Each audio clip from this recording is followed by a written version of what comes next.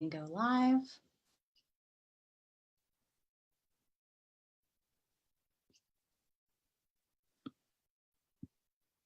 Okay, I think we're live. Welcome back to Cycle Power Stories. This is part 2 today. We talked with 4 different ladies earlier today about their stories of fertility awareness and restorative reproductive health care changing their lives. We have 4 more stories with you here this evening. And right now I have Anita Morin. Welcome to Cycle Power Stories, Anita. Hi, thank you so much for having me. It's a pleasure. Would you just start by telling us about yourself, who you are, where you're from? Sure. Well, my name is Anita and I live in Ocala, Florida. I am a physician assistant and I work in integrative medicine. And I'm currently an intern to the Pope Paul VI Institute as a fertility care practitioner and naprotechnology medical consultant. Awesome. That is so cool. And I know that your whole journey has kind of brought you to this Definitely. place that you're at right now. Let's start back there because I know you went to school as a physician's assistant. And what was the big thing that you learned during PA school? Yes. That changed your life, really. Yeah, it honestly did. So as part of your training as a physician assistant, you work through different body systems and you learn all about the cardiac system, the pulmonary system, and then at one part we learned about OBGYN. And I had only been married a month at that time.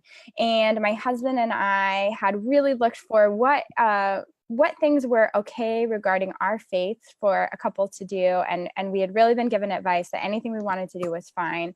In terms of family planning, Anita? Yes, ma'am. So I remember sitting in PA school and this lecture was given about birth control and its functions, as it is a common treatment for a lot of conditions in the OBGYN world. And it shared with me that it had 3 functions. It first can help to limit ovulation. It then can thicken cervical mucus to stop the transport of sperm. And then lastly, it thins the uterine lining and then stops implantation. And I will just tell you, when they said the word stops implantation, it really hit my heart and my mind because at the time, I was Southern Baptist, and we believed that life began at conception, right? Because at conception, you have a unique genetic material, a unique DNA. And so that was my understanding of the beginning of life. And so here I am seeing that the medical implications of this medication stops implantation, which for those who don't know, happens about 7 to 9 days after conception. And so this meant that this unique genetic material, this tiny baby, right, is not able to survive. And I really struggled with that, just knowing like my own past and history of using birth control when we first got married. And then, so I really did a lot of research. Is this true? And I found that it was true. It's actually in the package insert of many of the birth control options that are out there. And so that really led me on a journey not only to know, okay, then what should we do if this is the case, if life is valuable to us, what is okay, and what actually works? Because so much of what I was finding when I was looking for alternatives to birth control didn't add up scientifically. And then eventually I found the Creighton model, which does line up scientifically. It does actually work to avoid pregnancy, and then helped on our journey to wanting to achieve pregnancy.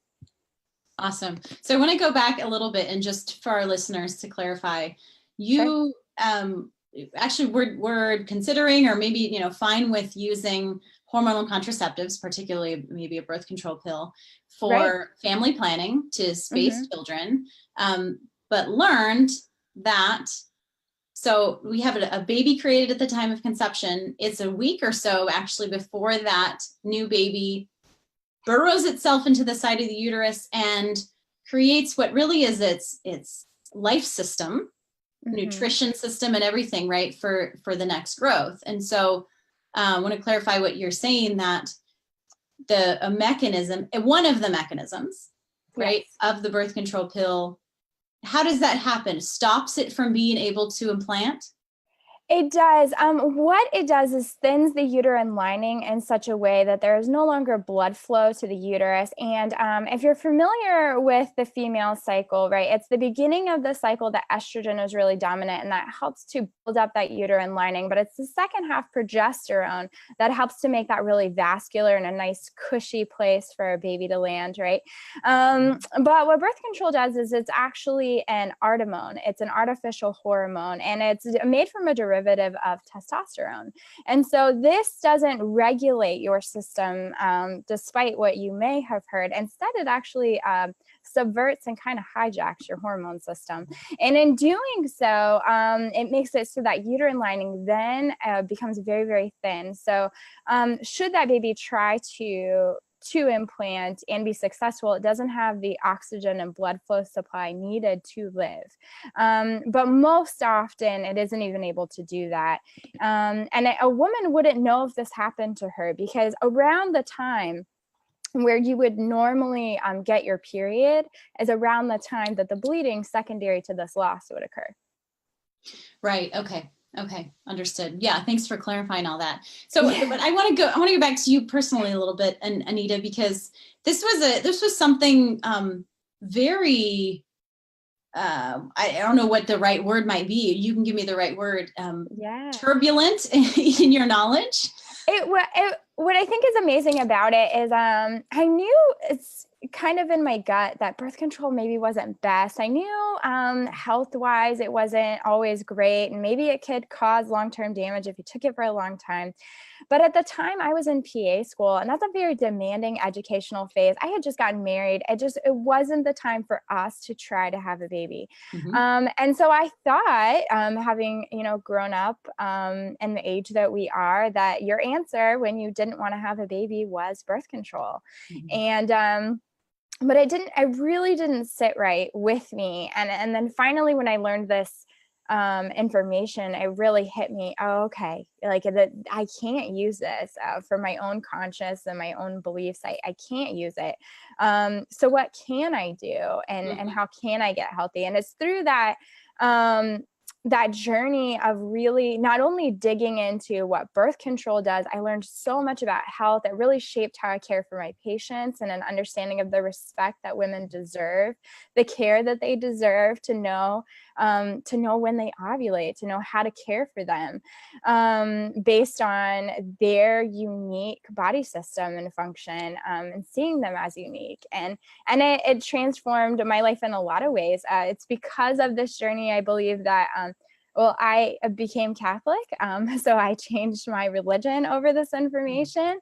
Wow. It changed my marriage significantly. We went from two people that weren't discussing too much about my body to that became a daily conversation. It strengthened our ability to communicate. And then through charting, it came to a point where I had some changes that I noticed in my chart. And it was around the time we were looking to try to get pregnant.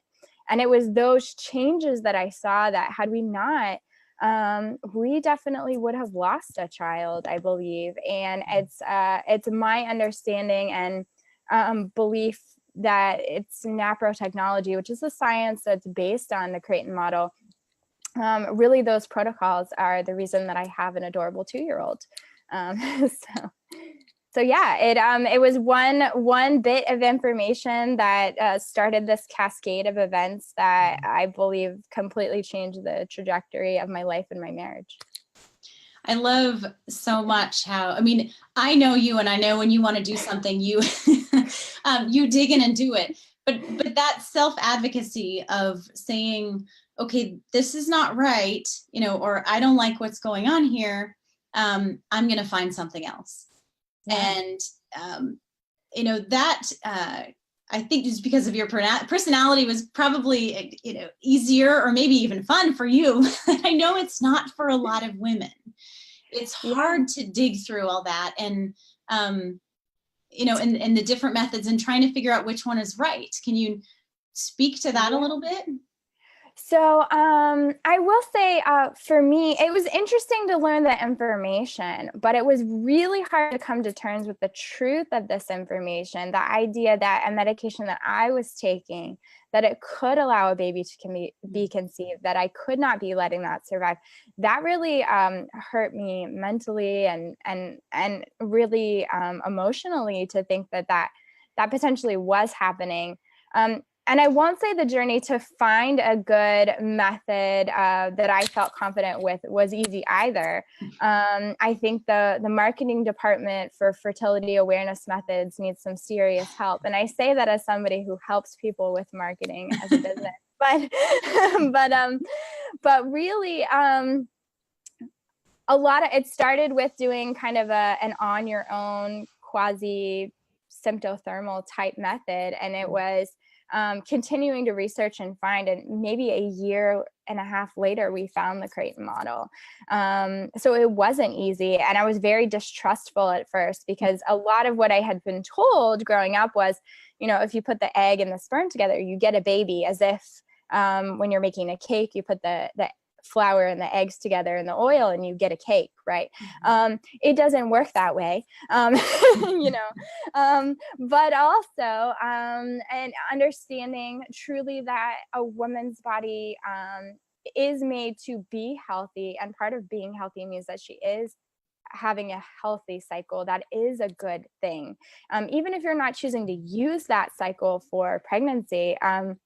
But for women who are looking for a form of fertility awareness that could be helpful to them, I think the summit is going to be exactly what they need, because it is going to help give them options to hear about different methods, as well as to hear from incredible doctors and providers and professionals in this industry that are really going to help to clarify and really add to the marketing that's needed.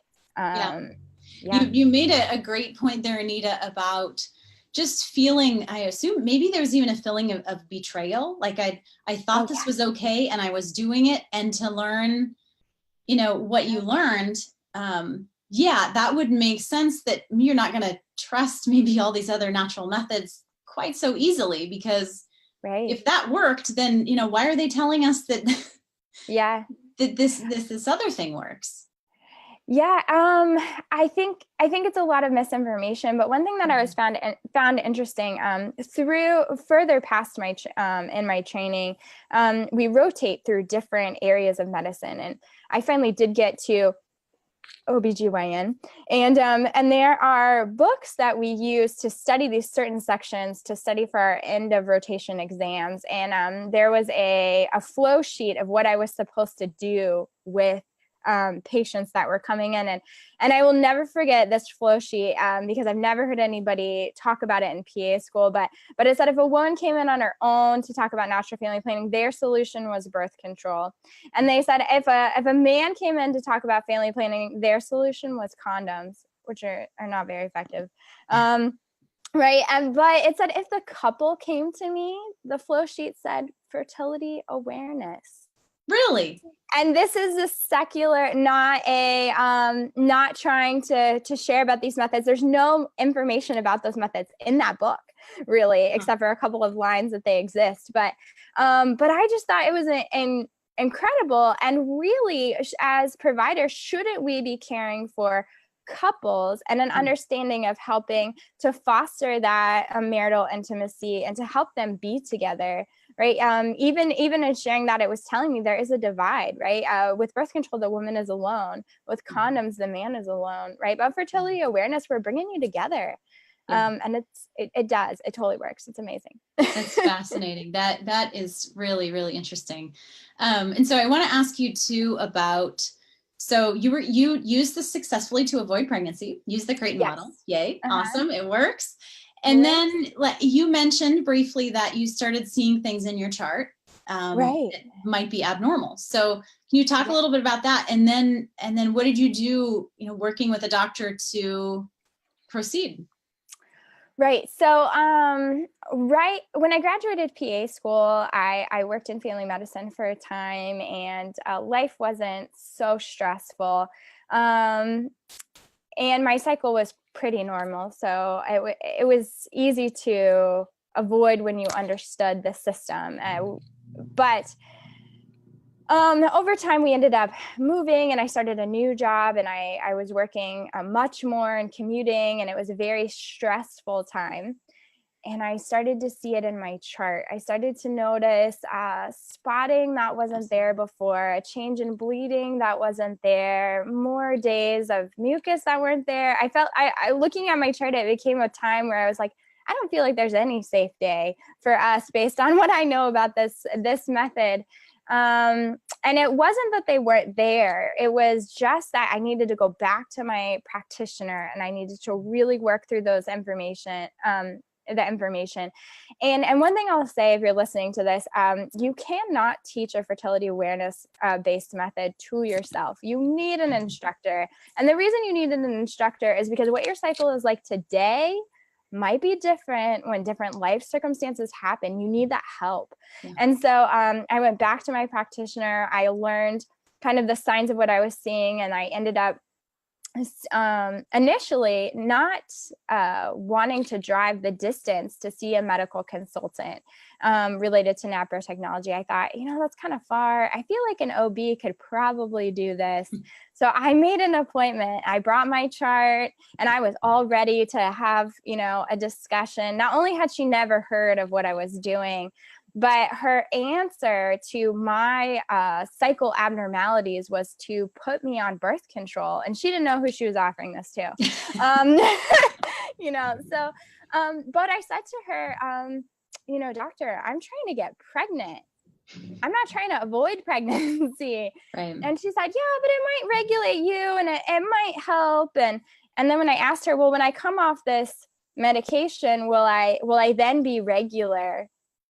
And she didn't answer me. And it's because the truth is, you're not going to be regular. If you go into taking hormonal birth control to regulate your cycle, 9 out of 10 times when you come off that pill, you're going right back to the same abnormalities. Because if something was broken before, not working before, why would a shutdown of the system fix it? It doesn't. Yeah. It's not like turning off the computer and turning it back on. We reset it, and therefore it worked. We are not computers. So I drove the 2+ hours to see a medical consultant, and she looked at my chart, and she shared with me so much information. She was so respectful, spent so much time and understanding about the symptoms I was having and what was going on in my life, and asking me not just about my chart, but about what is your lifestyle like? What are you eating? What is going on? Because the chart is giving you a picture of what's going on, but it's not the full story. It helps us to know how to ask questions. And so it's through that we then started seeing that I was having symptoms of low progesterone. And so we started supplementing progesterone. And it was through that we were able to conceive my son naturally without birth control. And it's because of that I then was connected to watch for a possible low progesterone in pregnancy. And that is a very common cause of miscarriage. And when they drew my levels when I was first pregnant, they were very low, and low to the point where there was concern, and so I started on IM progesterone injections twice a week. And I did that until 32 weeks, I believe. Wow. And every 2 weeks we would go and check my blood and see, is my progesterone better on its own? No. And so we just kept doing it until it did come to a point where it was getting better. But, when I started seeing a regular OB, right, because my medical consultant, she's not an OB, and I started seeing one. I got to 12 weeks and they said, stop the progesterone. There's no need for it. And I said, no, respectfully, here's my labs. There is a need for it. There is. And my OB was very understanding, and I brought research and I had a conversation. I encourage you, if you go to somebody who's never heard of these methods, who's never heard of these protocols, please help to spread the word, share with them. Because what I found, once she could understand what I was doing, she was so supportive. She saw the Wow, that's great. benefit. She saw the labs. She saw, I didn't hide it. I kept bringing that information. She's your doctor. She needs to know what you're on. But also at the end of my pregnancy, she said, if you want to do this again, I'm behind you. Like, let me know. Because she That's saw it work. awesome. That's Yeah. that's incredible. Yeah. To be able to, gather the knowledge yourself, understand what you're doing, be confident what you're doing with your body, which I think then makes it easier to communicate that to somebody else. It can be intimidating, I know, for a lot of women, going to their doctor or medical practitioner and pushing back, Yeah. But if you can arm yourself with that and go in and have a respectful conversation. Yeah. And I think, one thing that we ask patients to do all the time when they have other issues, if you have blood sugar issues or, diabetes issues, I'm going to ask you to keep a food journal. And if you're somebody who's really maybe dealing possibly with cycle-related depression, I'm going to ask you to keep a track of what days you feel certain symptoms. So when you're bringing in your chart, you've done that. You're walking in already with the journal of your symptoms and your information. So you're a well-educated patient, and part of your job as a patient is to be a self-advocate. You do that respectively, right? But they can't help you if you don't share what's going on, and you're not going to know how to share what's going on if you don't know what's going on. And honestly, had I not been charting, I wouldn't have seen the change in my cycle. I really wouldn't have, because it was so subtle. As far, if you weren't looking for it, you wouldn't find it. Well, and making those regular observations on a schedule, rather than just noticing something in the background. Plus, then you have it on paper, and we never really remember what happened. Like, even had breakfast yesterday morning, right? Let alone remember how, the volume of bleeding or the type of mucus you're experiencing. So making those routine observations on using whatever method that you have decided to use, and then documenting that, then you have an incredible map of that. That's definitely. And now I feel like my chart is so much more than just my cycle and just when I'm fertile and when I'm not fertile, what are safe days, what are unsafe days, but it's really helping me to see the impact of what's going on in my life. Am I more stressed right now? Or, am I maybe not eating as well? Or am I maybe not exercising, getting enough sleep? Is the baby up all night? I could see it in my chart. Yeah. I think the other incredible piece of your journey is that you needed that progesterone through pregnancy, that it's possible that if you had gotten pregnant and not known that you needed that support, you could have lost that baby. And, and we don't want to scare women, but just knowing that we can like pre-treat that possibility of miscarriage at really a pretty low cost and a low barrier for entry for finding those. Definitely. Issues. And I think understanding, there are miscarriages where there's absolutely nothing that anybody could do. And my heart breaks for those. And, but I think there are miscarriages where if we started progesterone, if you were charting, that we could maybe prevent. And this isn't to say, if you've lost and you didn't know, please give yourself grace to that. We can only make the best decisions on what we know. But I'm just so thankful that I did know. And so now, because of that, I want more and more women to know that it is possible, know that at least we can try, at least we can try. And I think that's worth it. Oh, absolutely. And I love, thank you for sharing your story. And I just love that all of this, it's just a beautiful journey into what you're doing now, that you're now training as a medical consultant to be able to serve these women and couples who, who need help with all of these, myriad of different reproductive issues. Definitely. No longer have only the birth control pill to treat. Definitely. And what I've seen so far and what I've done is that is that the most common thing I hear women say is, why didn't anyone tell me this before now? And that is consistent whether or not they are trying to avoid pregnancy, achieve pregnancy, they have a normal cycle, they've got an abnormal cycle, they're hyperfertile, they're infertile. I hear the same thing. Why didn't anybody tell me? And so I think our charge as those of us who know is to share, right? Share it because you have no idea the impact it could make for somebody else. Maybe it's going to help them avoid pregnancy for a time because they need to, or maybe it's going to help them realize they need to get healthier, or maybe it's going to help save a baby. You don't know. So share. I love it. Yeah, share. And that's what we're doing with the Cycle Power Summit. So, I mean, sharing this video, sharing just anything you know with a friend, with your doctor or medical, a medical provider, whoever that might be. Yeah. Anita, thank you so much for joining us here and sharing your story on Cycle Power Stories. I really appreciate it. Oh, thank you so much for having me. And definitely everybody tune into the summit. It's great. Thanks, Anita. Bye-bye.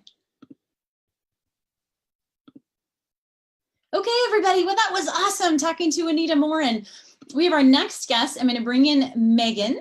If you give me just a second to get things in order here. Okay.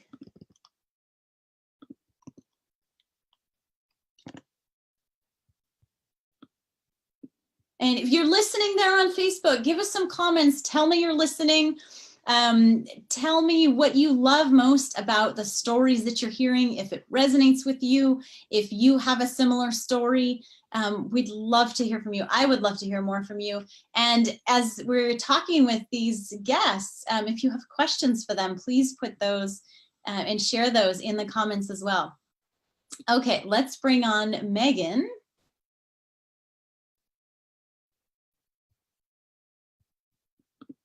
There she is. We'll unmute. Perfect. Okay. Hey, hello, Megan. Hi. How's it going? Welcome to Cycle Power Stories. Thank you for having me. I'm a little bit nervous about this. No That's worries. actually my wheelhouse to be talking about NFP, even though I've used it for over 15 years. So on Facebook, so we have listeners right now. Can you? And I think my internet is cutting out a little bit, so I apologize if we have some hiccups. Can you first just clarify for me, how do you pronounce your last name? it's Lengel.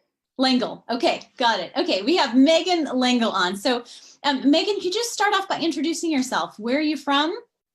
Who are you? I live outside of Atlanta, Georgia. My husband and I moved here about 13 years ago. We have 4 children. Our oldest is in 6th grade and our youngest is almost 4. We have 2 boys and 2 girls. I run a Catholic online school. I'm technically the principal of a Catholic online school called Colby Academy, which is based out of Napa, California. But I work remotely for them, obviously. And I don't know, what else should I know? I guess my background is my husband and I both have masters in meteorology. So the legend is that we met storm chasing. That's very different. Yes, not the full story, but that's the legend anyway. We've been married for 15 years. And the 2 of us teach marriage prep. So the topic of natural family planning often comes up in those things. And so we try to support our couples in understanding the options that they have. That's awesome. And it's interesting. I mean, Colby Academy, I know a couple, or I know a family who has their kids in Colby Academy. So awesome. I didn't even know you were associated or, ran that. So that's exciting. Yeah, well, the reason I got pulled into this is that my NFP instructor, her daughter is in American Heritage Girls with my 7-year-old. And so she texted me yesterday. She's like, hey, can you do this? I'm like, sure. And I actually had to do a podcast yesterday for our blog, and that's a little more in my wheelhouse. I can talk about Colby Academy for hours and hours, but like I have to go talk about NFP for a half hour. Okay. So that's okay. But this is about your story, and what I think is so cool is let's go back to the beginning for you, but that you have learned 3 different methods now. That's right. again, we go back to the beginning and, why did you learn the first one and how did it serve you? What was life like when you first started using natural family planning, fertility awareness? So I always like to say that I'm a second generation, maybe more than that, NFP user. I actually remember my mom taking her temperature in the morning. Sorry, Mom, if you're listening to this. But and I Giving away all know her secrets. I know, and so I know for a fact that they use the thermal method, which is a couple to couple league. And so I kind of remember that. But anyway, so when my husband and I were engaged and we were going through marriage prep, we were living in Oklahoma City or in Norman, Oklahoma. And I was looking I basically went through the archdiocese there. I was Catholic at the time. My husband wasn't. He's Catholic now. But the only method that I could find an instructor for was the Billings method, which is similar to Creighton, I think. And it's the one everybody kind of has heard of it. It's the one with the baby stickers. You put the baby stickers on the chart, and it was fine. We used that for 2.5 years of our marriage, and it worked great. We lived in California for a while, where the cost of living is extremely high, and had discerned to just wait to try to have children at the time. And then when we moved to Atlanta, then we were ready to have kids, but what happened is while I was pregnant, I was thinking, I'm just not sure if this method is going to work for me once I have kids. I wanted something that was a little, both my husband and I have science backgrounds, and so we wanted a little more data, if you will. So then I ended up, while I was pregnant with my oldest, I went through and learned the symptothermal method through Couple to Couple League. There was a instructor at our parish that offered classes. So we did that, and that worked. It worked really well when the kids were sleeping through the night, if that makes sense. So I had a really hard time trusting the temperature data in the morning, because you'd be up 2 or 3 times at night. And so then really you're just going back, it's just the Creighton method then. If you're not trusting the temperature data, it's just back to Creighton or Billings, relying just on mucus science, which works. But I was like, I just want something that's not up for interpretation. So when I was okay. Because I want to clarify that, with Billings and Creighton, they're basically mucus only methods. And so you're observing your mucus and making interpretations based on that mucus about, what you're seeing and charting that. And that's what gives you the map of your fertility. So now you were talking about a symptothermal method, which adds in temperature taking, and those listening getting a little bit confused about all these different methods, we're going to clarify that in the summit. So stay tuned. Yeah, sorry. No, you are totally fine. But this gives an opportunity for us to explain a little bit that with the hormone changes, you have a temperature shift in your body. And so you can take your temperature every morning and track that as a secondary sign of fertility, knowing whether you're fertile or infertile. But as you mentioned, Megan, that with changes in sleep and other things going on when you have little kids, that can greatly affect your temperature as well. So like you said, Megan, then you're back to it's your interpretation again. Okay, so then you're searching for something maybe a little bit more objective. Correct. Yeah. So, and I will say that one thing I especially appreciate, I never learned Creighton, so I don't know what kind of materials Creighton provides, but with the Couple to Couple League, I really thought they had a good supplementary information as far as really understanding the science behind it. So it really helped me with, when I was postpartum, and because I nursed my children for about a year after they were born, which also, and kind of understanding your chances of getting pregnant during certain months after your postpartum. And then, and then it gets a little dicey there for a few months until your fertility really comes back. So I feel like they did an excellent job of providing the information and the method. And again, you're pretty much relying on mucus symptoms postpartum, really, but I never used Marquette for postpartum. I just sort of would fall back on my knowledge of the other methods. And so that's been one benefit, is that if I want, I can kind of fall back on one of the methods, even though you're not supposed to mix them. Like you can't say, oh, I'm going to, relaxed rule. But, I can, make that switch if I need to, or like I forgot my monitor, when we went on vacation last month. So right. It's still knowledge of your body that you have exactly from your past experiences. So when you were using symptothermal method postpartum, were you working with an instructor? Or were you navigating it on your own? I read the book, so we took the classes, and they kind of have a class on postpartum. Okay. Since I was pregnant, I paid attention. And I had the book. So I've never consulted an instructor other than within a class. If that makes sense. Now, I do run into my instructors church and like American Heritage Girls meetings. So, if I really needed to, I could.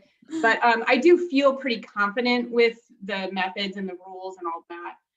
And I tend to be conservative anyway.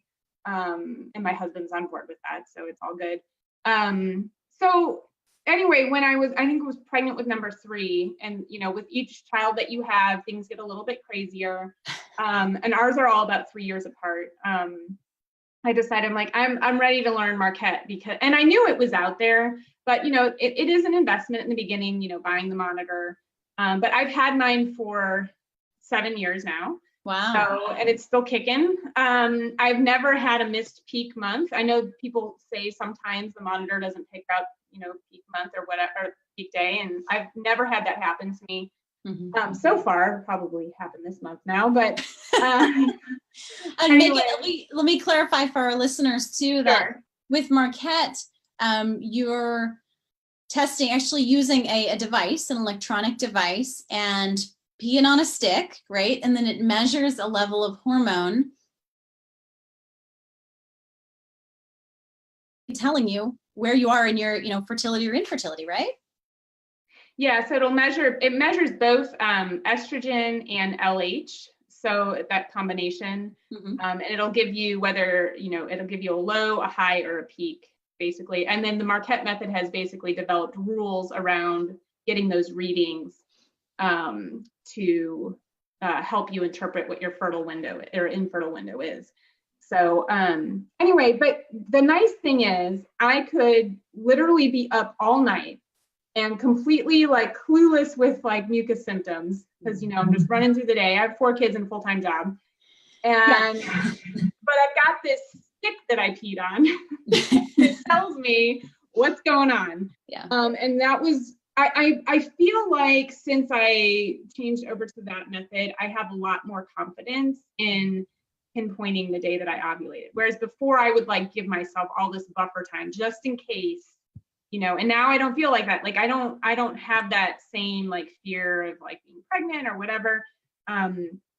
So anyway, that's sort of my story, I guess, in a nutshell. But I will really say that all the methods have taught me so many things about my body in different ways. And it took me several years to find a method that I feel confident about. And now I'm okay, so I'm going to be 40 in 2 weeks. And I'm staring down, perimenopause, and I want to know how that's all going to work out. The whole other change. Yeah. Yes.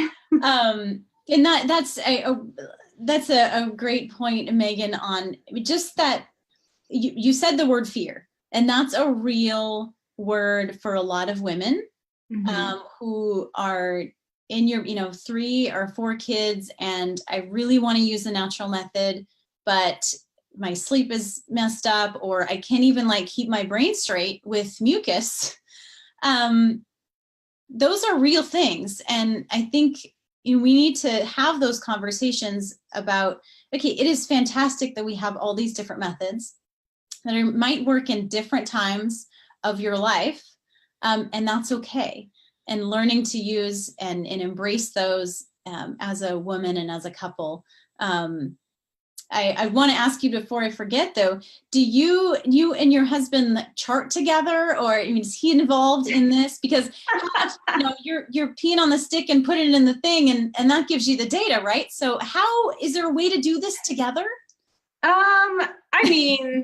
Yeah, I remember learning the symptothermal method with, and he's for the first two methods he came with me to learn it. By the third one, he was like, "Just tell me my version." But anyway, so yeah, it was funny because when we learned that symptothermal, they're like, "Oh, your husband can hand you the thermometer in the morning." I'm like, "I'm the one getting him out of bed in the morning. Are you kidding me? Like he doesn't hear the alarm." I think it just depends on the couple. And my husband and I have a very good relationship. We communicate really well. I don't know that NFP's always been a part of our marriage. There was never a time when it wasn't. So I don't know that I have like anything to say like, oh, it improved our marriage so much, but I don't know what our marriage would have been like if we hadn't have it. And we've been through a lot of crazy stuff in our marriage that has made us stronger. We haven't had to experience infertility or miscarriage. We've had very close family members that have had to deal with that. And so we know how, earth-shattering that can be. Yeah. And certainly the burden of infertility is much larger than that of trying to avoid having another child. So I don't know. I'm not sure that I answered your question, but he's very supportive. I mean, even when he wasn't Catholic, he was all on board. And so I had to really approach it with him from that kind of natural point of view, like this is really just better for us to do. It's better for me. I don't have to, take drugs. And so he was fine with it. And I think he was kind of clueless. He's like, oh, it must work. It's probably fine, so. Totally. Well, I can definitely relate with you there. And my husband is not Catholic, but that was he was like, you put these drugs in your body. And yeah, anyway, it just makes so much sense, even simply on a natural level. Our bodies is telling us something. It's giving us a map and it's giving us all the information. Yes, at different times, different things are going on postpartum. It's, it can be hard to navigate those signs, but there's still a way to dig in and understand what's going on, especially with an instructor, because those, reading those different times can be really challenging. It can be. And I really do think people should use their instructor. I am not a good model student for that, I admit. But my husband's always been okay with like, if we're in a fuzzy time, he's like, hey, I'm good, he's just been very supportive like that. But at the same time, the one thing I like about NFP, it does sort of set some like boundaries, like, hey, this is it, right? Or, whereas if you're on birth control, it's just sort of like 6 months on end, there's nothing to like, there's no expectation or anticipation, that kind of thing. You mean this is it? You mean in terms of, okay, like we could actually get pregnant tonight. That, or we have 2 weeks in which we would not get pregnant. Yeah. So, okay. Right. It goes both ways. And like for us, like, I joke that, I look at Craig and I get pregnant if that's what we want to happen. We don't have to try more than one cycle. Mm-hmm. And some of that's like, I know exactly when it's going to happen. Right. But that's not true for everybody. But so on the flip side, like we've discerned that we feel our family is complete.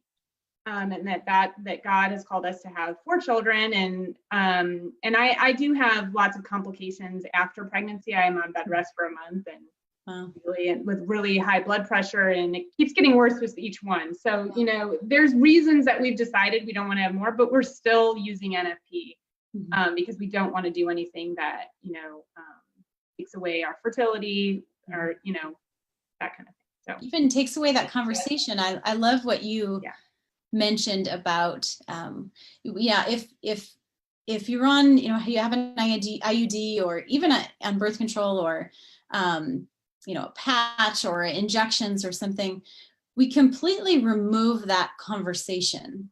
So It's like, it's like you make a decision and put that conversation over here. And so it's never daily or even weekly or even monthly thing that you talk about in terms of what is our family complete? How do we feel about that? How do you feel about it? How do I feel about it?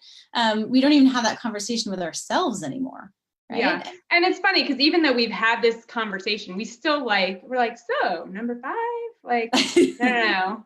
So it's, but it's nice that that opportunity is still there. Like I can't imagine having it just all of a sudden one day just gone, you know? And for some people, they don't have that choice. It just, that it is what it is. Mhm. But when you have the choice and you make that choice to just, you know, get rid of your fertility through sterilization or whatever, you know, that's a very permanent thing, right? Yeah. So. Yeah, permanent for your body and permanent, I think, for just removing that. It's such a valuable conversation to be having for so many reasons, because it is such an intimate part of particularly the woman's body, you know, created to be doing this. And it's a whole conversation of intimacy between a couple. True. Yes. Yeah. Fabulous. Great. Well, thank you for sharing your story with us, Megan. Sure. I'm happy to answer any other questions, but I mean, I was listening to the woman before us and I was like, oh my gosh, she has so many amazing things to say. Well, she's a medical professional. Yeah. And you know, but this is about your story, and I think it's a great story. All of our stories are completely different. You know, you began using this, and the beautiful thing that we're seeing through all of these stories is that women like you are advocating for themselves. This is what I want. You know, we need to, or we want to space children, and I want a natural method, a method that respects my body and our conversation, and the children that we may welcome into our family. And you can, you know, you start using a method for some reasons. Like you said, you know, your mom, well, that was symptothermal, but you started with Billings. Yeah. So whatever there. Yeah, whichever one it was, we can start with one thing, see if it's working. How is it working for me right now at this time? That worked fine for you before you had kids. And then, you know, switching to something else. And is this working? Is it not working? I think this is challenging too, because it's not a quick fix. Yeah. You know, to find and to learn. I mean, it takes a few months with a particular method to learn your own body, because learning to chart it with a different method is going to be almost relearning listening to your body, because you're listening to it in a different way. You're listening to different symptoms, you know, different signs of your fertility. Not applying the rules from one method to another. And some of them are very similar, but you know, you go, this rule was like this over here, and like now I don't have to apply it. Like what, you know? So it definitely is interesting learning all the what your body's telling you, but also the rules or guidelines or instructions of the particular method that you're choosing to use at that time. And then that method may not be the best for the next phase, and that's okay. Yeah. No, again, I think that's very true. It just, and I mean, I just look out over the last 15 years and just how they have served our family, like those different methods have served our family very well in different ways. And I'm very glad to find what I have now. One thing I will say is, I was listening to, I forget her name, the one that was on earlier. Anita. So she had some issues with like progesterone. So, and I had a similar issue with, I just knew that I had some like short, it was luteal phases. I don't know if you guys use these terms or not, but you know, when I walk into my doctor's office, I'm like, hey, I have short luteal phases. He's like, you must use NFP. So I was very lucky to find a doctor near me that was, he's not an NFP only doctor, but he's open to not giving you too much trouble about it anyway. But he, you know, I kind of showed my chart and he's like, so when you get pregnant, we'll start you on progesterone right away. I was like, I really didn't even have to ask or advocate for myself. He was just like, yep, that's what we'll do. So that's great. So so with my last 3 pregnancies, they were able to start me on that right away. So. That's awesome. And so you knew that from your charting. Not only did it help you, space those children, but you could tell right from your chart that that you needed support. Exactly. So that's one little nugget of like how NFP helped me in the like fertility and possibly prevented, you know, miscarriages for us. Yeah, absolutely.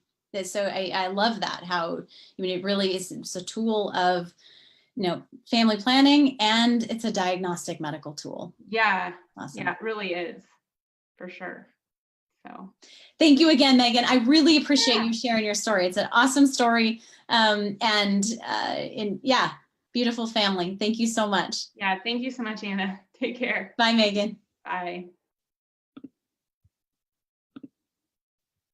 Okay, great story. I love how Megan has used 3 different methods throughout her reproductive life so far. So we have our next guest. Let's see, Elisa Yao is coming in. So give me a second to transition everything around here. Okay.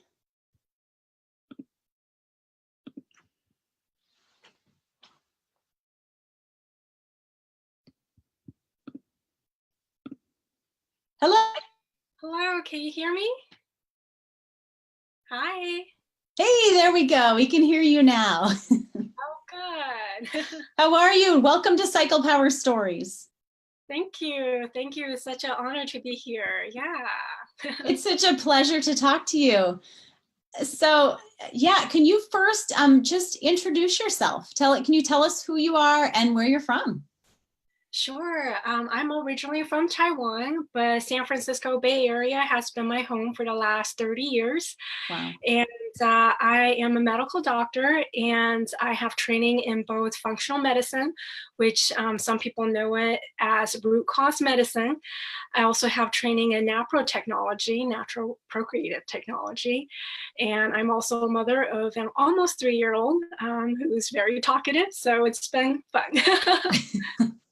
Awesome. I have a 3.5-year-old myself, so I completely understand. Elisa, or Dr. Yao, how do you prefer me to call you? We're not in my clinic, so you could call me Lisa. Okay. Well, can we start at the beginning of your story? So I think you spent some years struggling with trying to conceive. What was that like for you? Well, I will actually start even further back than that Okay. I think it will be helpful for people to understand my story even more. So I always had irregular cycles. So ever since I was a teenager, and even when I went to college, my cycles were still irregular. I never got to establish a regular pattern. And then by junior year of college, my cycles became really whacked up. So I was bleeding every day for 3 months. And I wasn't a doctor at the time, but I knew there was something wrong with me. I told my mom about it. My mom was alarmed too. So of course, she took me to see an OBGYN doctor. So I remember getting an ultrasound done and was told that, my anatomy was normal. They couldn't really tell me why I bled every day for 3 months. But of course, they gave me a prescription for a birth control pill to quote unquote regulate my cycles. And even though I was a pre-med student at the time at UC Berkeley, I had no idea that the birth control pill was really only giving me a fake period every month and not really addressing, the underlying causes of irregular bleeding and irregular cycles in general.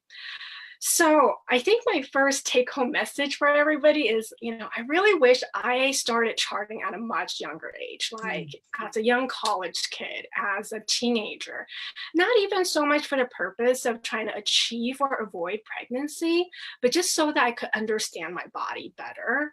So that was something I really wish I had done much earlier in life. Yeah. So Right, and I think, Lisa, when your cycles were super irregular too. I mean, I think you had told me maybe like every 3 months you were having a period or something. It was crazy. Like, I can never predict when my cycles were going to come. It can be as short as 24 days. It can be as long as 78 days. Like, Wow. I had no clue when it was going to come. Yeah, it was pretty insane. My first introduction to charting was actually just a few months before I got married, and I went to my intro session, and I was already a medical student at that time, toward the end of med school. And even though in med school they really didn't promote NFP, I really fully embraced the idea of, wow, there's a way you could try to avoid pregnancy or achieve pregnancy using such a natural method, and that there's such solid science behind it. You get to observe your biomarkers. So that actually really resonated with me. So I was pretty good. I did 5 follow-ups, and but I had 3 or 4 months of charting down before I had to start my intern year. So intern year is the first year after med school where things are a little bit crazy. Where I was on call like every 4th night at the hospital for 30 hours at a time. So I was like in survival mode, and kind of charting went out the window at that point. But, part of the issue I had with charting at that time was because my cycles were so long and irregular. The 3 to 4 months was not actually enough time for me to understand my cycles.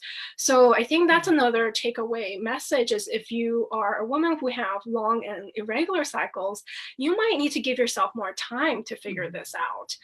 But don't give up, be persistent, because if you get with somebody who can help you interpret your chart or help you, navigate it all, like with a NAPRO doctor, it can really make a big difference. So right, and I think that's a great point, because it's almost like, especially if you have these long or irregular cycles, the charting is so valuable, because I think like you're going to share with us in your story, then you can, you're not going to ovulate on day 14 if you have a 90-day cycle, right? And so to be able to understand what your body is doing, even though it's highly irregular, whether you're trying to achieve pregnancy or avoid pregnancy, sticking with your body to learn what's going on with it. Exactly. Yeah, I think maybe some women can be discouraged when they start to chart and their chart doesn't look anything like the beautiful chart that you see at the introductory session. Like I have continuous mucus when I first charted. I had like all these premenstrual spotting. It looked ugly, Wow, you got everything. Yes, I'm a yellow stamper. So and now it's easy peasy. I get it. It's okay, but it was a learning curve. But so the moral of the story is stick with it. It really pays off. Right. So how did that pay off for you? So what happened? So you were talking about you're in this internship year, things get stressful. Your cycle started to show things going on, but it's also probably not a great time to get pregnant. So what happened at that time? So, obviously I wasn't trying to have a baby that year because that would have just been insanity. But, shortly thereafter, I turned 30. And then, of course, there was, like many women, I feel this urge to start a family. I started dabbling into like basal body temping. And it was kind of funny in some ways because I thought my thermometer was broken because I would never, ever get like that biphasic shift, where your temperature elevate in the second half of the cycle or the last 14 days of the cycle. And I thought my thermometer was broken. So I went out and bought 2 more and still got the same results. So, and equally frustrating was I was using ovulation predictor kits too. And, but when my cycles were like 70 days long, and if I'm only relying on the kits to figure out when I was ovulating, I could be potentially be testing every day for 50 days of just one cycle. Right. That gets a little expensive, right? Exactly. Yeah. So, in retrospect, it took me years as a medical doctor to figure out that I was actually not ovulating most of my cycles in my initial journey trying to become a mother. So that to me was really sad. I didn't figure that out sooner.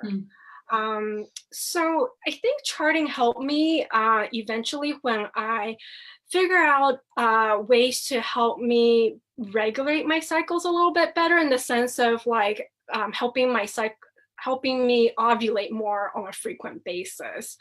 Um, so I guess I could talk about Yeah, how did you do that?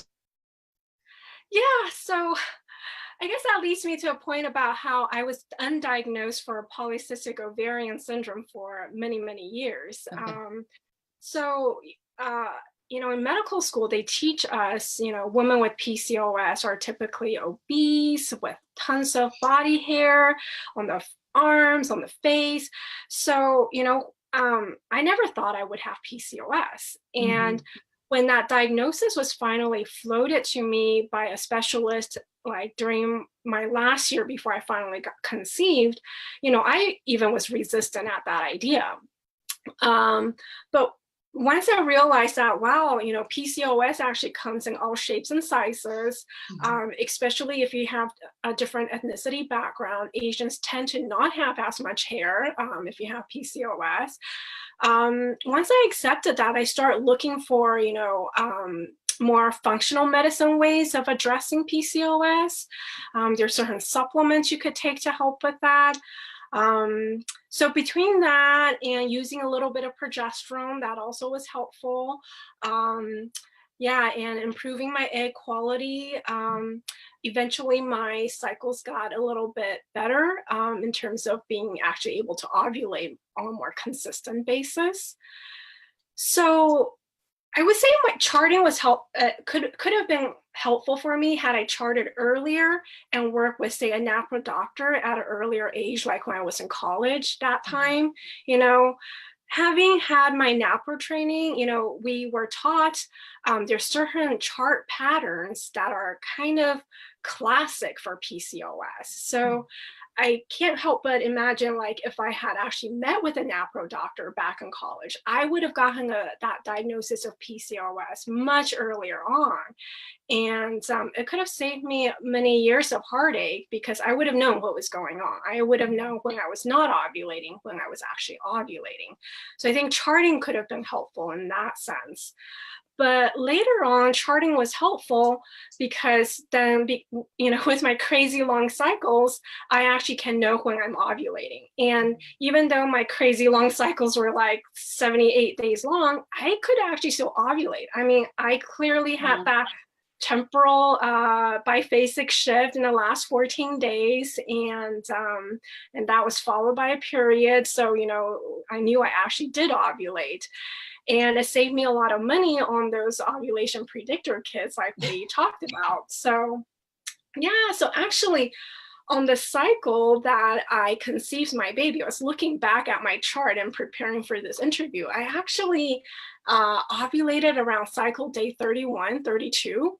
And I only did 3 ovulation test kits that cycle. The day before I had the positive test, the day I had the positive test, and the day after. So I was able to use my cervical mucus to clue me in. Okay, this is when I need to. I didn't try to do it at cycle day 14. I waited till like cycle day 30 to do my ovulation predictor test kit, because I understood my cycles, because I was starting to see my cervical mucus build up. So, so that was really cool for me. Yeah.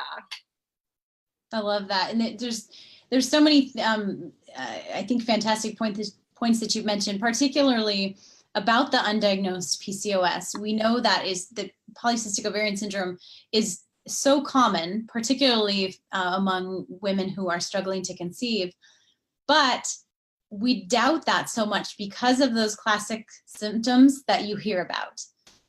Like you mentioned, the obesity or overweight, and the hirsutism, extra hair and that sort of thing. So a doctor who understands that you can still have polycystic ovarian syndrome without some of those is a key point, I think, of self-advocacy for those who are listening. Particularly if you are charting, you have the data that shows, okay, something odd is going on here, to be digging into those, could be this, could it be this, could it be this, and to continue asking those questions.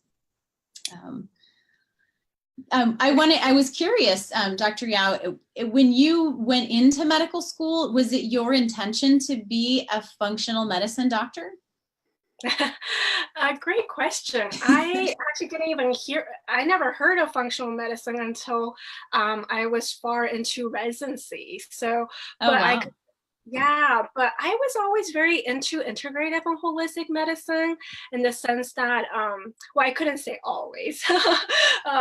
Like when I was a teenager, I really did not believe in traditional Chinese medicine, even though I'm Chinese. I just thought, oh, that's just, old wives' tales. So I really didn't believe in it. I'm like, I'm going to Western MD school, that's hocus pocus. But the funny thing is, fourth year of med school, I actually did a feng away rotation at UCLA's Clinic for East-West Medicine, and it was a clinic where MDs were doing acupuncture. And it was a really fun rotation. I got to see the power of traditional Chinese medicine. And a month after I came back from that rotation, I ended up taking a whole year off from medical school to study traditional Chinese medicine. Really? Wow. Yeah, so I actually know how to practice acupuncture, although it's not part of my practice right now because it's too complicated in terms of the workflow. But I understand at least a basic, foundational theories of traditional Chinese medicine, and can talk with acupuncturists at least. And then so my next introduction to functional medicine was actually in residency, when I just was so lucky to have an attending who embraced functional medicine and told me, hey, Lisa, you got to go to this conference. It's life-changing. And so I did. And it was life-changing and mind-altering. And I was like, what? Why was I not taught this in medical school, right? Finding the root causes of health issues. That's why we all went to med school, right?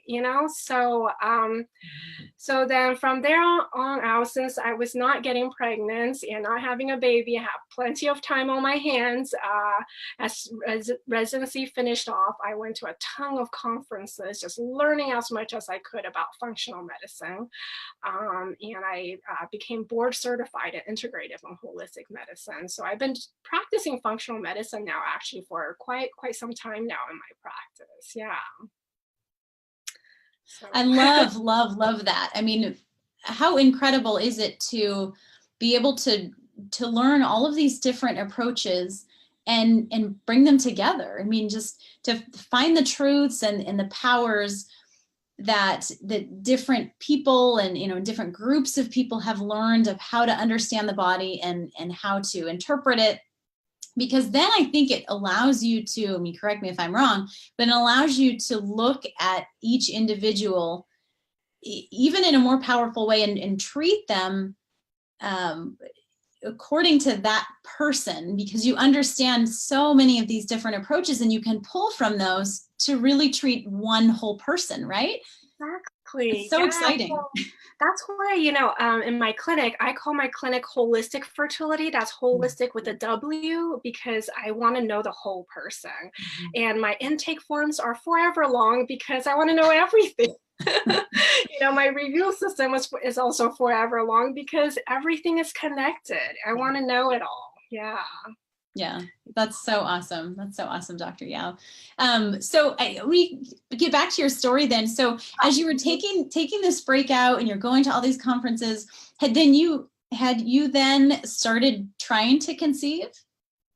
Yeah, I was, trying to, but like I said, part of that time, interesting thing about functional medicine, I think, and a lot of people don't realize this, I think their forte is really in postmenopausal women. And so they know how to do hormonal replacement in those group of women. But in my experience in functional medicine, people didn't really know didn't really advocate about charting. And so when I was learning about functional medicine, they would teach us, check the progesterone on day 21. And, now that I know about charting and NAPRO, you're like, no, you do it 7 days after ovulation, and that could be any, it doesn't have to be day 21, right? So I think that's the missing element in functional medicines, is that they don't quite understand charting.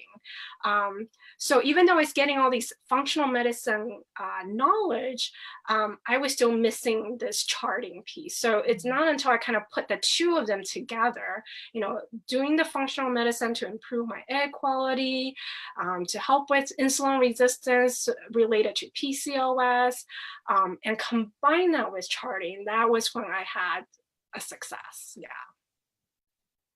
Awesome. And what I love about your story then too is that because you still had irregular, longer cycles. So, you hadn't brought it down to this 28-day cycle that really most people don't have anyway. But you knew that you ovulated later, right? When you conceived. Right. And what effect did that have then on your pregnancy? Yeah, totally. Well, first of all, I had doctors tell me before that if you ovulate later, that might mean you might not have a very healthy baby. And so, oh, really? Yeah. And I don't know if that's true or not, but in my case, I actually have a very healthy baby, a very healthy kid. So I don't know if I just lucked out on that front, but I want to give hope to ladies out there who have long and regular cycles. At least there's only one person over here who ovulated on 30, 31, 32 and still managed to have a healthy kid. So, so, of course, once you get pregnant, they always want to know, oh, when was your first day of your last menstrual period, right? Right. And knowing what I knew, I gave them a fake answer. I basically told them what it was 14 days before I ovulated, just because I didn't want to mess with their heads. And so because that's going to affect your quote unquote due date. Exactly. Right. And so that may affect decisions, or at least what an OBGYN or, whoever your care provider is for pregnancy, how they're encouraging you to make decisions later, right? Exactly. Because I have heard of friends who, at week 40, 41, 42, they were recommended to get induced. Now, if my due date was based solely on my first day of my real last menstrual period day, then when they thought I'm at 41, 42 weeks gestation, I'm actually really at 39, 40 weeks, and so I'm really glad that I knew my body well enough to not let that happen to me. That's so huge. Yeah. Yeah. So yeah, my charting was actually phenomenal. That's amazing. Dr. Yao. Oh, No, please, can you repeat that? Oh, did I lose you? Okay. Yeah, I said my charting was actually phenomenal at predicting my actual due date. My baby came just really 3 days after. So I'm totally happy with that. Yeah. That's awesome. Well, and because you were charting, you knew your body, you knew when that healthy gestation was. And so not only did you have the knowledge of when to anticipate that, but to be able to advocate for yourself, even if you had been honest about when, what your actual last period was, to advocate for yourself and say, no, I know what happened. I was actually a week or two after what your data might say. And so I'm going to not do these interventions until maybe a week or so later. Yeah, right? Exactly. It's very powerful. So Dr. Yao, I want to ask you a little bit about what you're doing now. What is your focus with patients right now? What are you working on? You just share with what, the people listening about your practice. So in my clinic, like I said, I do holistic fertility, where I blend functional medicine and NAPRO technology. So that's really a joyful practice for me. And Yeah, more recently, I am also in the midst of trying to launch a online course teaching people how to maximize fertility naturally, coming mostly from a functional medicine perspective. So I think it's very complementary to naprotechnology because it's all about trying to get pregnant on a natural basis. So yeah, this is still completely new to me. I'm still a little bit like, how am I going to do all of this? But yeah, if people are interested, they could check out my Facebook page, my professional Facebook page. If you just look up my name, Elisa Yao MD, you should be able to find me. And I could add a link to the life stories thing a little bit later. But yeah, and I'll be doing a webinar on May 6th just to tell people a little bit more about my upcoming course, which I'm offering for free since this is my first time doing it. And I want to make sure I know what I'm doing, you know, in terms of all the technical aspects of things. So yeah. I love that. This is so exciting. So who's the ideal person for this webinar? Somebody who is struggling to conceive, or is it wider than that? Fantastic question. I think this is great information, even if you're just thinking about trying to have a baby in, 6 to 12 months time, because this is all information I wish I knew when I was starting my infertility journey, or I prefer to use the phrase, my journey to motherhood better. Mm-hmm. But but it's also great for people who think that, maybe they might be too old, but in reality, that's not really the case, because there are ways to reverse, quote unquote, ovarian age using functional medicine. It's also a really good course for people who had history of, say, recurrent miscarriages, because I would talk about, what are all the different elements that can contribute to that. So I think in general, it's just good general information for people. It's fantastic. It's so exciting to see practitioners like you pulling from different areas. Like I've already said this, but it is, I love seeing that. And particularly pulling the naprotechnology along with the functional and integrative medicine. There's just so much to learn and so much to share, and so powerful, I think, in helping women there.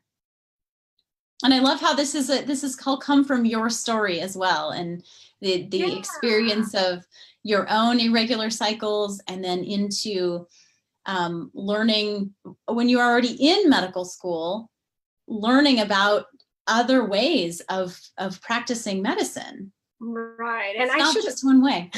Yeah, and I should mention, my actual training is not in OB or family practice.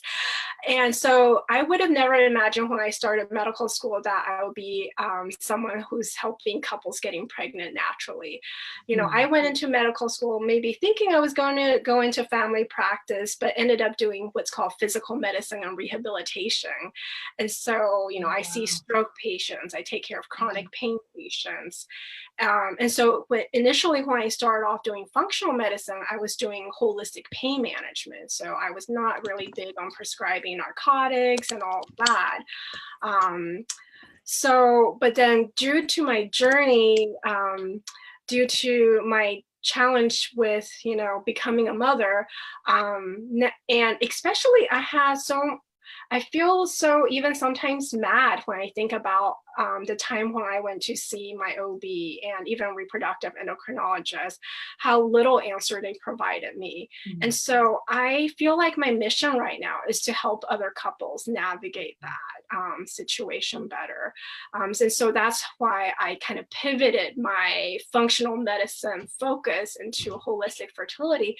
And the funny thing is, I didn't even know about naprotechnology until I actually just right around the time when I conceived my baby. So at that time I was like, why didn't I know about this sooner? So I waited till my baby was like over a year old before I went for my training in NAPRO. Yeah. So many women say that. How come I didn't know about this? why didn't I know about this before? And, you know, and you're saying that as a medical professional too, why didn't I know about this? You know, how come I've never heard about this before? But that's what we're all working on, right? With the Cycle Power Summit, with the work that you're doing, Dr. Yao, and so many of these of medical practitioners they're digging into it, they're understanding that there is actual science behind this, and we just need to keep spreading the word.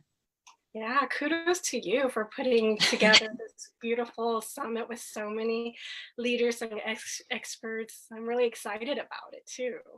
Oh, thank you. Yeah, it is incredibly exciting. And it's a passion, of course, to spread this information, but I believe that we are stronger in doing it together. And that's what I really, really love about what you're doing. Again, pulling all these things together, but also let's come together as people of different knowledge and share what we know. Dr. Yao, there is a question here from one of our listeners. Let me see. Okay. Is your, so is the course applicable for somebody who is struggling with imbalanced cycles, but not necessarily wanting to conceive? Imbalanced cycles. I'm not exactly sure what is meant by that. Maybe, yeah, and I'm not sure either, but possibly, maybe long irregular cycles like you experienced, or if somebody's experiencing PMS or PMDD where they may suspect a hormonal imbalance. The focus of the course is really mainly on helping couples get pregnant. So for those, it does touch upon some element of balancing hormones, since that's an important component as well, but it may not address that head on. Mm-hmm. I still think, and also I should put out a disclaimer, even though I'm putting out all this information out there, whether it's through the webinar or through the course, you should just take it as information. You should never take it as a replacement for medical advice. You should always see a medical doctor or somebody like that to help you with diagnosis and treatments.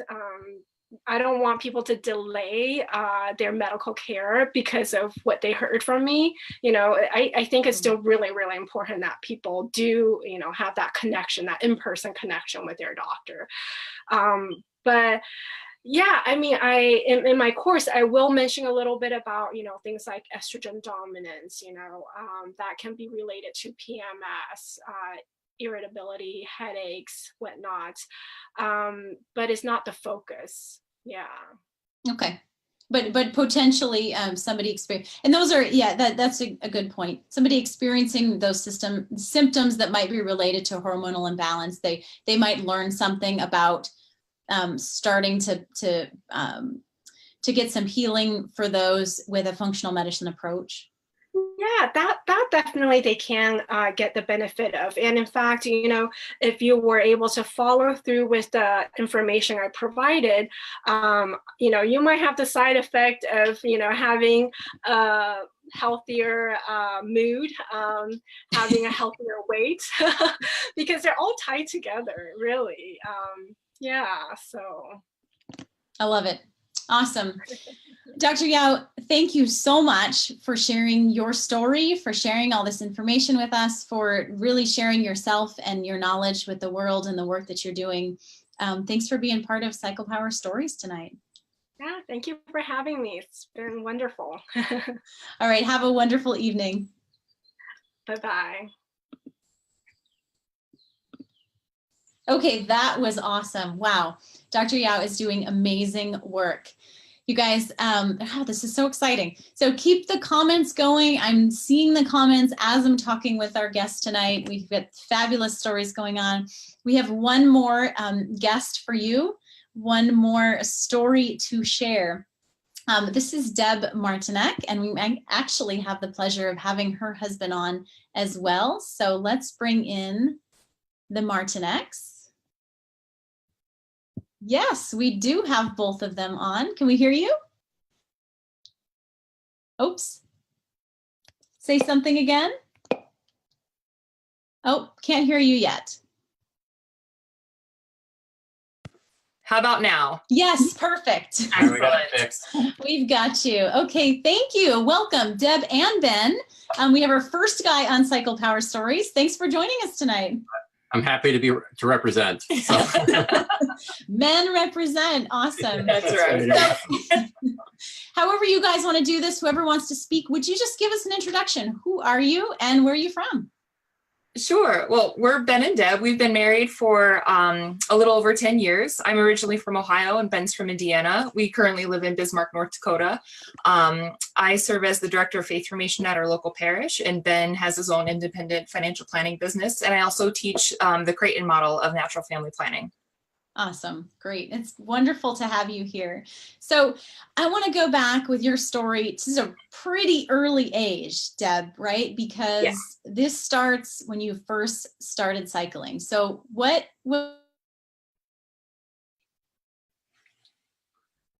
Oh, That's all right. You cut out for a second there, Anna. okay. Yeah, It's fine. I'm sorry. Now I'm getting that. Your connection is unstable. So, We'll make it work. so we want to go back to a pretty early age here and share with us what was life like for you during those teen years after you first started cycling? Sure. So I was 12, almost 13 when I first started my period, and it started with just a dull ache in my lower back that just perpetuated ever since. And I was very regular in my cycles. And so I just always dreaded that time of the month because I never knew what exactly to expect, but it was never pleasant. And that went through all of my teenage years, high school years. I had gotten sick once when I was a junior in high school. We thought maybe it was appendicitis or something, but it turned out that it was just an ovarian cyst. And I ended up being recommended to have a laparoscopy.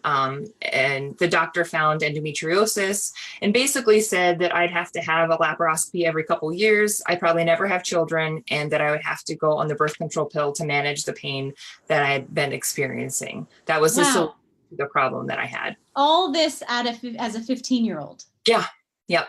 That's a lot. That's heavy. Yeah. Wow. Okay. So what did you do? Well, I had my first laparoscopy at age 15 and then my second at age 19, I think right before I started college or after my first year of college. And, took my doctor's orders. I didn't know any better. My parents didn't know any better. They were very strong and admonished me that the birth control was not for recreational purposes, just for medicinal purposes, which I agreed with. But when I was in college, I got really involved with my local Newman Center, and I started learning more about the church's teachings on like theology of the body and what she taught about birth control, and just that it's not that great of a solution for problems that you have. So I stopped taking it and just didn't look back. But Deb, I'm sorry. I want to interrupt you because I want to make sure we understand your story here. So from 15 to 19, you did take birth control. Did that effectively manage, I should say, the symptoms that you'd been experiencing? What was that? Not really. The side effects of the birth control were worse, I think, than the symptoms I had been experiencing. Really? In endometriosis. Yeah. Wow. My physician actually put me on Lupron. I think that's the name of it, for a 6-month period. So I was on like the menopause shot. So like I got a shot, and I was induced with menopause at the age of 17 for 6 months.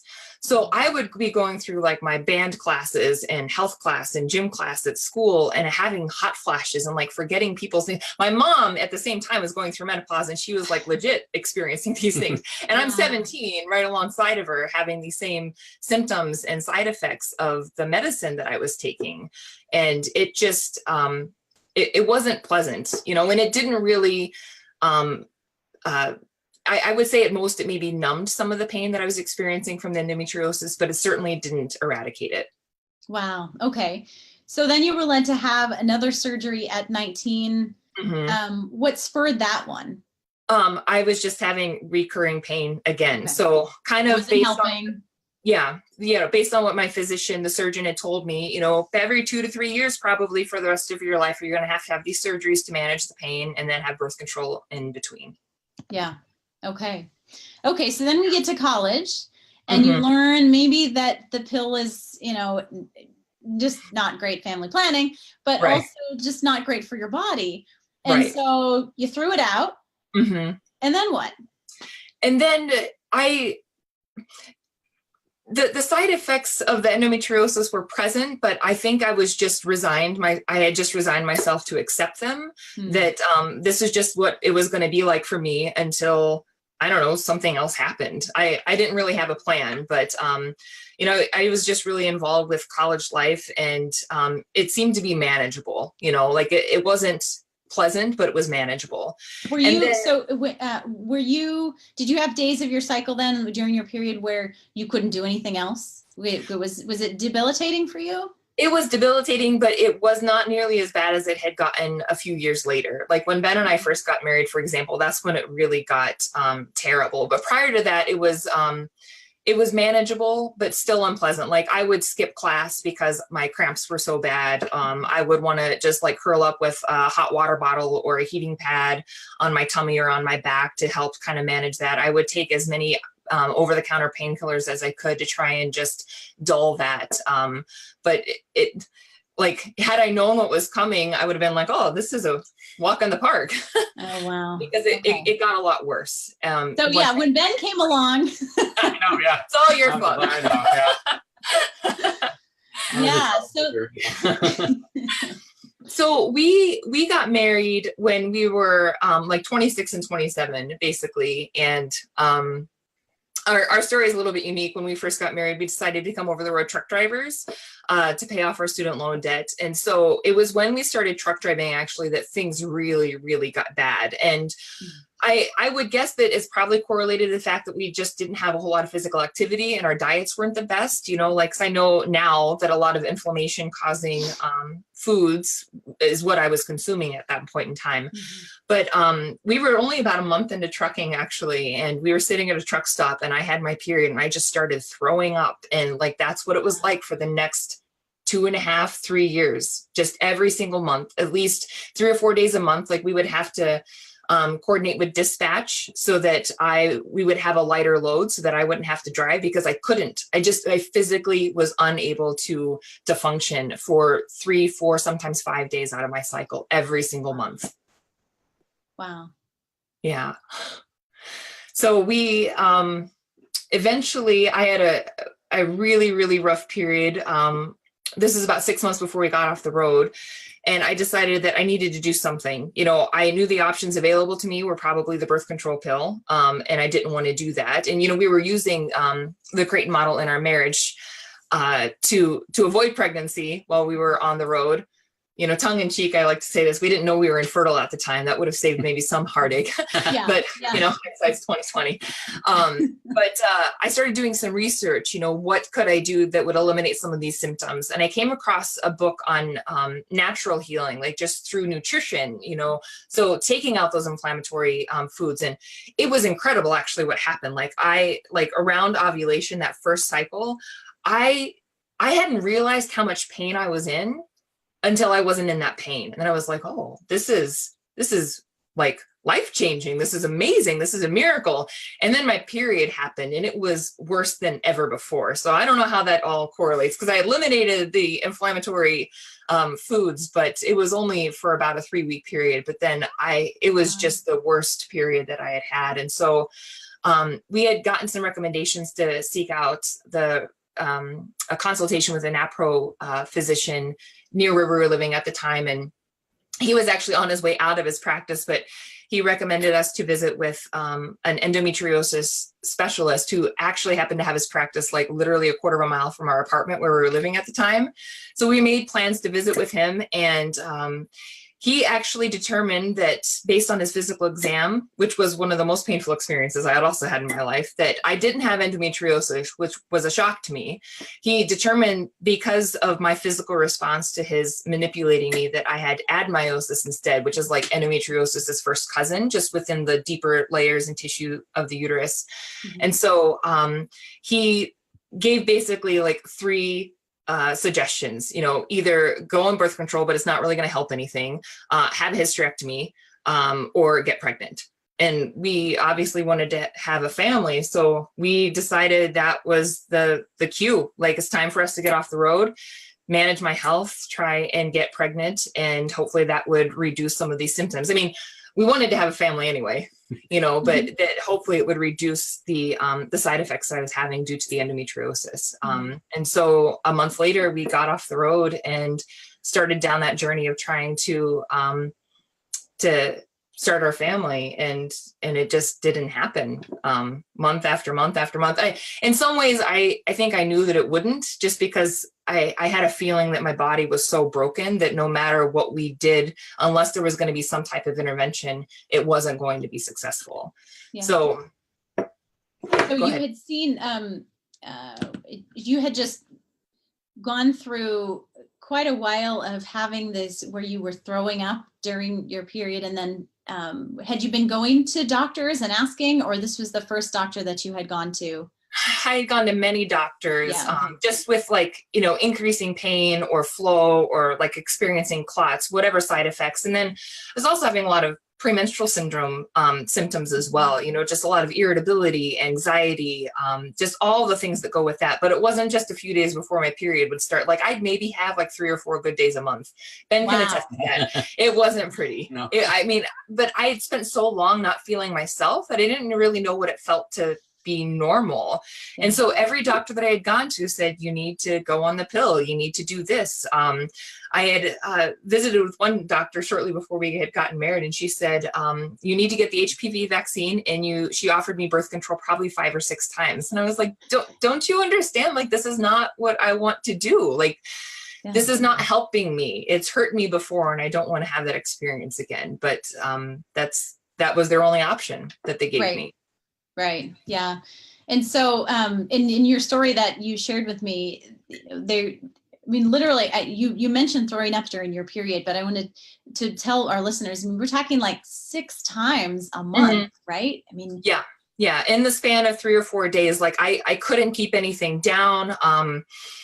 I would go through these hot, cold phases too, where I would just almost want to strip down because I was sweating so bad, and then I'd be shivering so bad that I could never get comfortable. And it was almost constant nausea or vomiting, and nothing over the counter would help.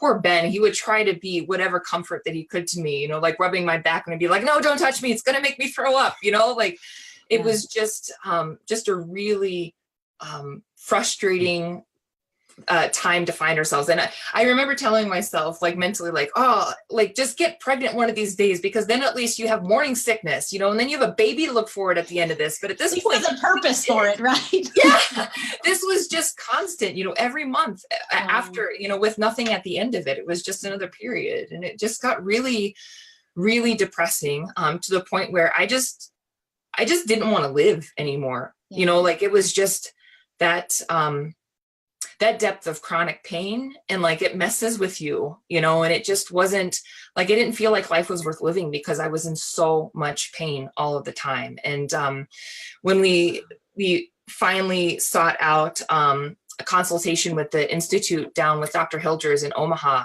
I was like, all right, we're going to get some answers. At this point, I didn't care that we weren't getting pregnant. I just wanted to have my life back. Yeah. If we got a baby out of that, great. But I just wanted to be able to live my life again without wanting to end it. Right. So you did, we cut out there for a second. Was the next thing, actually, there was a question from one of our listeners. What was the book? So you talked about a book that talked about nutrition for endometriosis, and you did go on a diet and helped during during ovulation, but not really during your period. What was the book you read? So the book was called Endometriosis: A Key to Healing Through Nutrition. It's by Diane Shepperson Mills. She is British, I believe. And I just found the book on Amazon and read it, cover to cover on one of our home times, over a period of 4 days. And a lot of it, I think you can find this information online, like the inflammatory foods, like dairy and gluten and sugar and some other specific things that really attribute to the pain that endometriosis can cause. By eliminating those, there can be a serious reduction in symptoms. Now, that 1 month experience, that was just that was kind of an experiment to see what would happen. I've since found a lot more relief, even prior to the surgeries that I had with Dr. Hilders, by continuing on. I've been gluten-free for almost 9 years now, I think, 8 or 9 years. And that's been a really good thing. Yeah, awesome. Okay, so let me make sure I had the story straight here. So you tried the diet things, but then you had the most horrifying period that you'd ever had, even though it did seem to help during the ovulatory phase. Mm-hmm. And so then something's happening with my computer, so I can't read my notes. I'm sorry. But then what happened? So you decided to go to Omaha because you wanted answers, right? Yes. Yeah. So we went down for the exploratory laparoscopy, which is their first step in diagnosing what's wrong. And, that's just like a 30-minute procedure. And Well, even before you had gone down there, Deb had started to prepare to be a fertility care practitioner. Mm-hmm. So, I mean, she had a chance to meet with Dr. Hilders and then discuss with him as part of her training of the fertility care. And I think that's really what that conversation and his confidence that he would be of help to her and that he's seen similar situations. Yeah. It was so really that gave you some hope.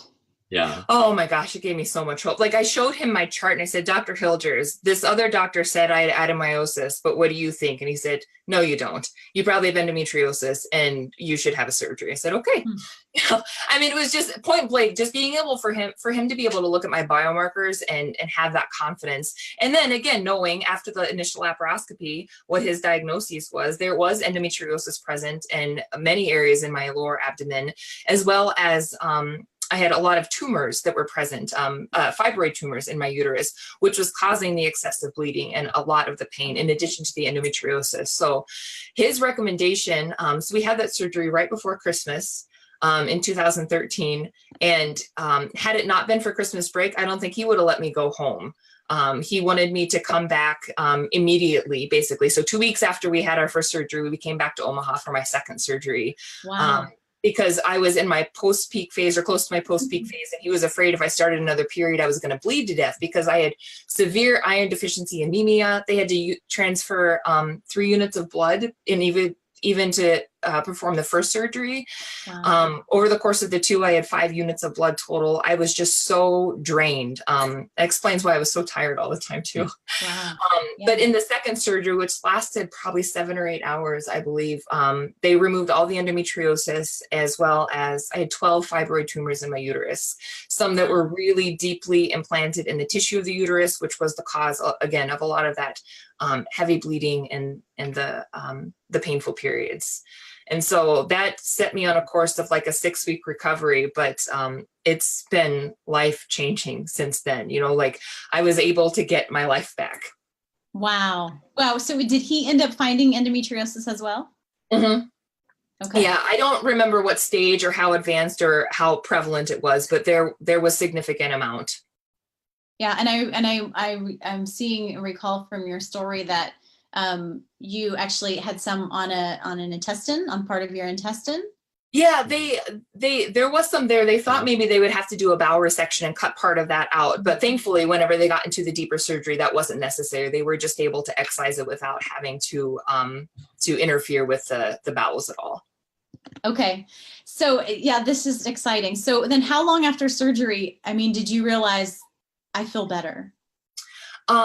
The first cycle was pretty rough, but I was still just healing, that was still in my recovery phase. But by 2 months out, I was like, oh, I'm not getting sick anymore. Like, what's it like to not throw up? This is incredible. Wow. And so it just kept getting better. We did have to tweak some hormonal things that we were still adjusting, like with my PMS symptoms and everything. But outside of that first period after the surgery, things were night and day difference. Night and day. Mm-hmm. That's so cool. Wow. Yeah. It's just a completely different quality of life. Yeah, completely. Like I'm not, I would have to ask work off, like 3 weeks in advance, because when you're charting, when you're going to have your period. And so I'd have to ask that time off because I knew I wouldn't be able to contribute anything to the work that I was providing. But, now, my periods are still, I don't know, they're just uncomfortable. They're not painful, but I think every woman goes through a little bit of discomfort, with your period, but it's nothing like it was when I look back to what my life was like 5 years ago. It's a completely different story. Ben, what was this like for you?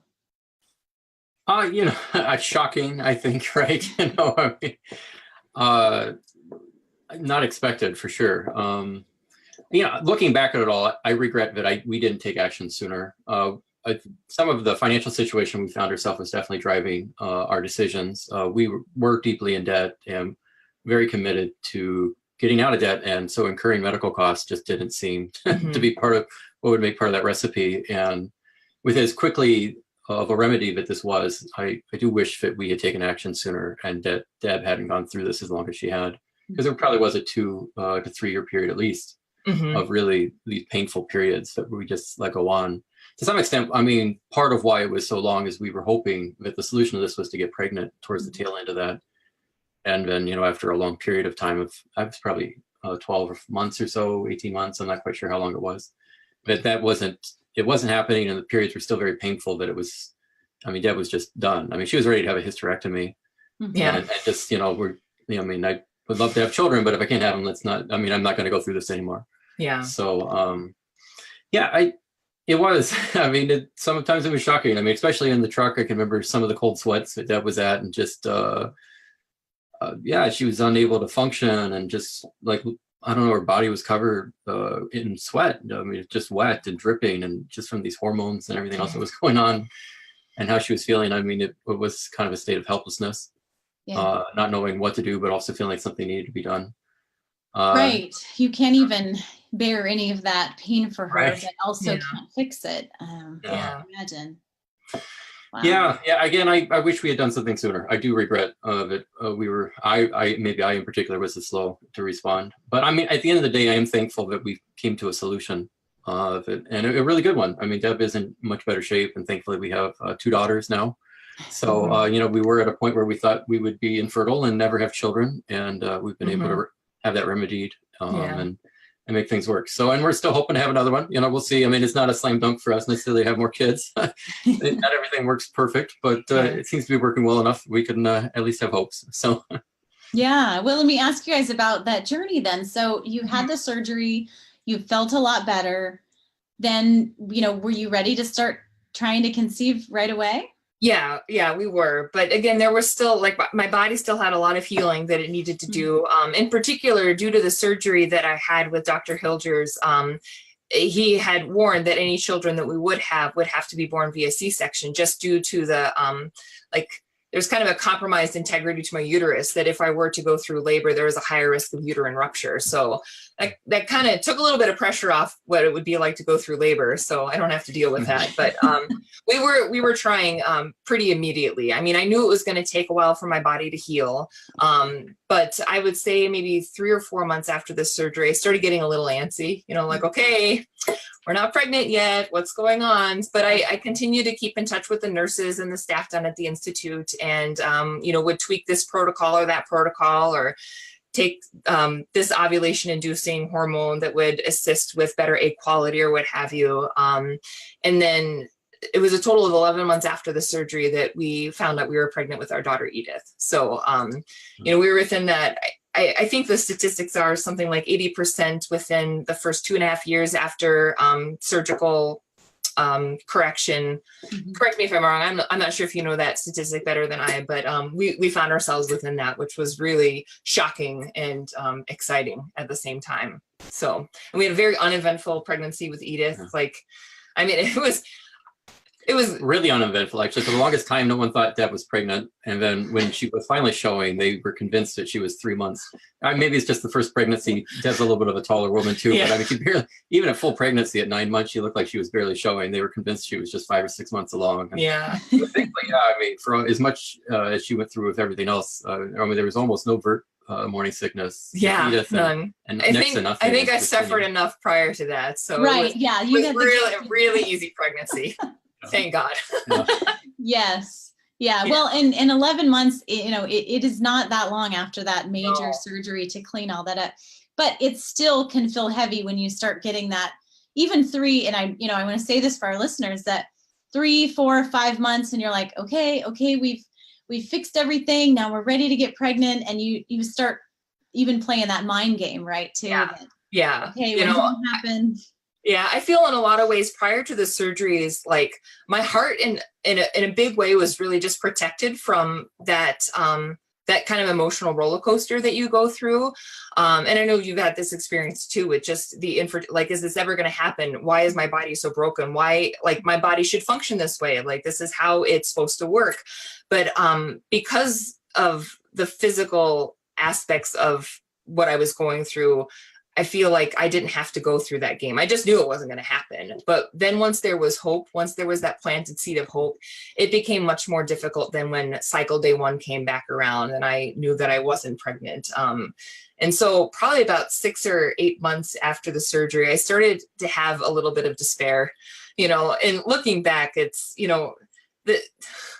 in hindsight is 2020, like 11 months is very short in the grand scheme of things, but like 6 to 8 months after the surgery and we weren't getting pregnant, I was just like, well, I'm done. Like, I don't even want to put in the effort anymore. Like I have my health. That was my main focus.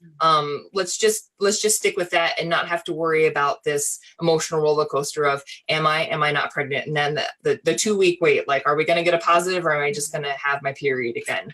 But then eventually, obviously, we got the positive. And I was totally convinced that my period was going to be starting because it felt like it. And then it was a very obvious positive. Like, okay, here we go.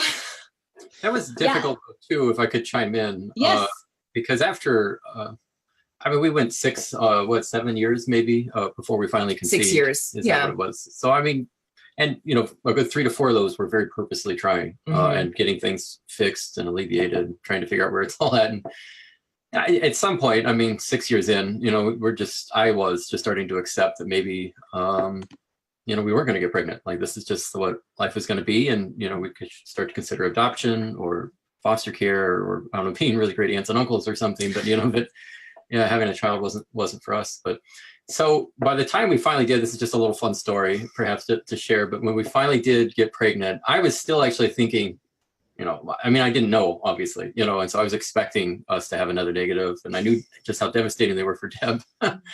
And I had convinced her, this is so crazy, I'm going to share this, but I had convinced her. You're live on the world. I know, wow, this is amazing. All right, well, no, I bet, a new pub had opened up, and so we should have a beer as just a way to soften the blow. And she should take the pregnancy test in the bathroom. So I took the pregnancy test at the bar. Yeah. And it was positive. Oh my God.